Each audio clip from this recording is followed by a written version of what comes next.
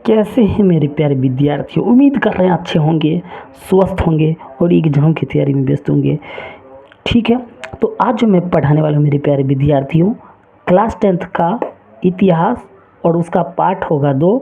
NCERT किताब है और मैंने इस प्रश्न उत्तर में अपने भाषा में देने का हरसक प्रयास किया है। तो वीडियो का आप लोग अंत तक वॉच कीजिएगा और अच्छा लगे तो चैनल को सब्सक्राइब कीजिएगा, लाइक कीजिएगा, कमेंट कीजिएगा। और हाँ, आप लोग किस किस डिस्ट्रिक्ट से ना मेरा वीडियो के देख रहे हैं ज़रूर आप लोग कमेंट करें। तो चलिए ना प्यारा तरीका से सवाल को फोड़ते हैं। चलिए, पहला क्वेश्चन ऑब्जेक्टिव है। आपको किताब में 4 ऑप्शन दिया रहेगा, मैं सिर्फ आंसर वाला ही ऑप्शन लिखा है। ठीक है, पहला है रूस में कृषक दास प्रथा का अंत कब हुआ? तो इसका आंसर है 1861 में। दूसरा क्वेश्चन है रूस में जार का अर्थ क्या होता था या क्या होता था? तो याद रखिएगा, जार का अर्थ होता है ना बाबू लोग, रूस का सम्राट होता है। क्या होता है? रूस का सम्राट। अगला देखिएगा, कार्ल मार्क्स का जन्म कहाँ हुआ था? मतलब किस देश में हुआ था? तो कार्ल मार्क्स का जन्म बाबू लोग जर्मनी में हुआ था। कहाँ हुआ था? जर्मनी में। अगला है साम्यवादी शासन का पहला प्रयोग कहाँ हुआ? तो याद रखिएगा, रूस में हुआ था। कहाँ हुआ था? रूस में हुआ था। अगला है यूटोपियन समाजवादी कौन नहीं था?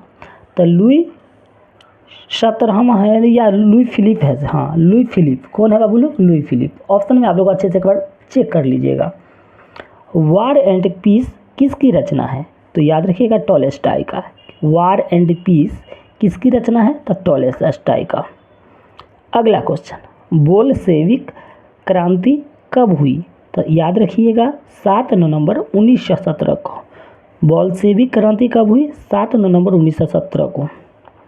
अगला, लाल सेना का गठन किसने किया था? ट्रास्टकी किया था। किसने किया था?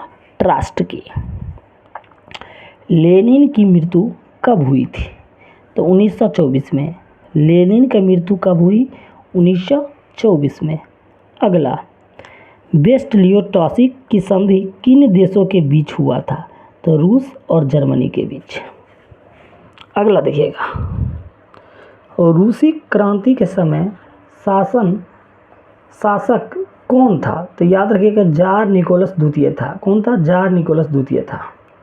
बोल्शेविक क्रांति का नेतृत्व किसने किया था? तो लेनिन ने किया था। किसने किया था? लेनिन ने किया था।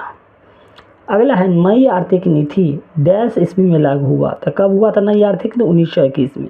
कब हुआ था? 1921 में। अगला है रॉबर्ट ओवेन कहाँ का निवासी था? तो बहुत भी ऑब्जेक्टिव, इंग्लैंड का। याद रखिए, कहाँ का रॉबर्ट ओवेन रहने वाला था? इंग्लैंड का। वैज्ञानिक समाजवादी का जनक डैश को माना जाता है? तो समाजवादी वैज्ञानिक जो थे कार्ल मार्क्स था। कौन था? Karl Marx. अब देखिए, लघु उत्तरीय प्रश्न हैं, बहुत भी आए हैं और मैंने अपने शब्दों में देने का हरसक प्रयास किया है। तो अच्छा लगे तो चैनल को सब्सक्राइब कर लीजिएगा। पहला, पूंजीवादी कौन है?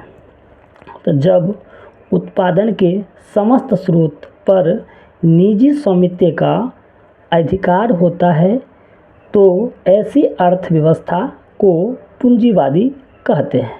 ठीक है। अगला, खूनी रविवार क्या है?